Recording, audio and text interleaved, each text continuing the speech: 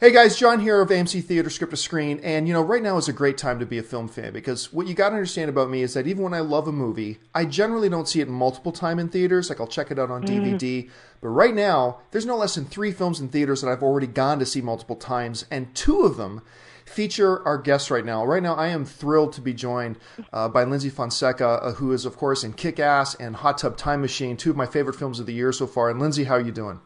I'm great, thank you. What a great opening. Well, we do aim to please here. Listen, before I ask you about Kick-Ass, I got several things I want to ask you about that. You're 23 years old, you're still so young, and yet when you read your acting resume, you've got the resume of like an old Hollywood veteran. I mean, you've got hit TV show after hit TV show. You've even done soap opera. You've got a couple of hit movies now. What's the key to somebody like yourself achieving so much at such a young age already?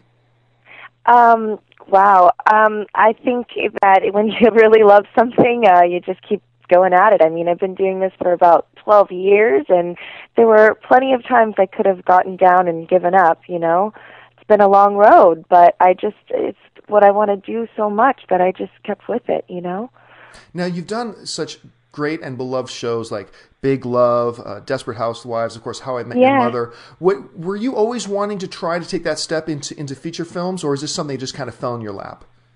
No, I've been trying to get into films ever since I ever started acting, and it's definitely harder to break into films because they want more of a name, they want someone who's done more features, and I guess it was just a matter of who was willing to take the chance on me.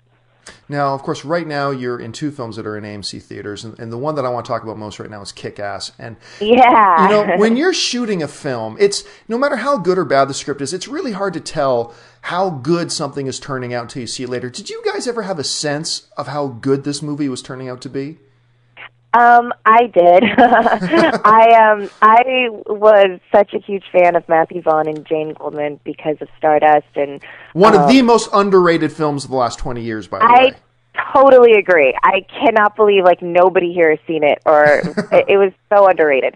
I was just such a huge fan, and everything that Matthew's done, I was such a huge fan of that. I knew his work, I knew what he was capable of, and I knew that this movie could possibly be, one of his biggest and craziest. And, just the content of the film is just way cool. So I knew it was going to be really fun and good. Now, there was a rather large period of time there where it looked like nobody was going to touch this movie. And then Matthew brought it to Comic-Con last year. Some people got talking. Now it's out. How satisfying is it for you as a performer to now see it out and seeing audiences respond to it the way they are?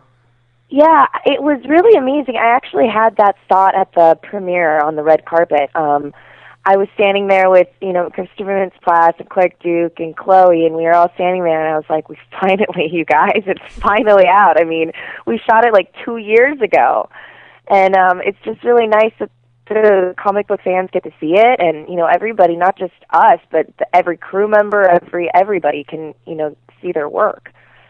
Now, you mentioned Clark Duke, who is, of course, also a co-star with you in your other film that's in theaters right now, Hot Tub Time Machine. I say to Clark, I only will work with him. Yeah. Well, I think probably the funniest film of the year will probably end up being the comedy of the year. And, I ran into Clark and I was talking with him in Lake Tahoe at the junket there. And yes. Yeah, which was a great time. That 80s party was fantastic. But, I know. I was working. I was supposed to go. I know. But he had some very, very positive things to say about you. You've now worked with 2 great casts in both of those films.